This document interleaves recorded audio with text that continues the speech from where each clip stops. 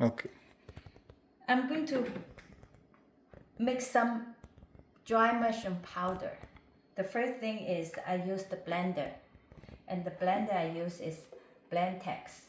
And usually I will have a little paper to prevent the dust going out. And this is the jar. I'm going to store the powder. So first thing is I'm going to use this dry mushroom and pour some.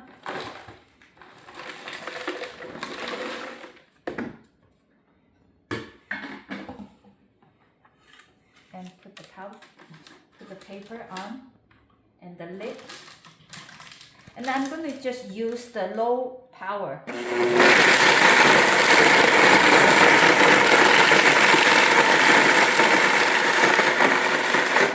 And I have to stop here and shake it a little bit.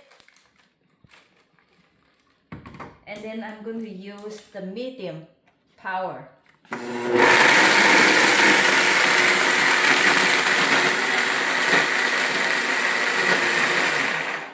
Now it's pretty good.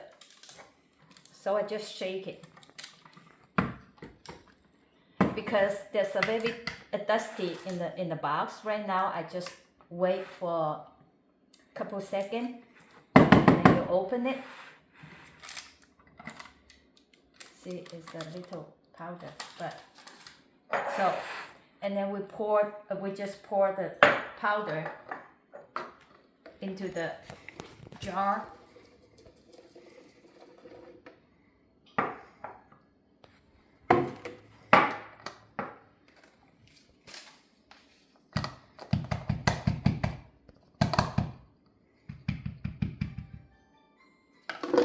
So you will see the powder is not really fine. It depending on how much power you use it. You can find this a little more, but to me this is good enough.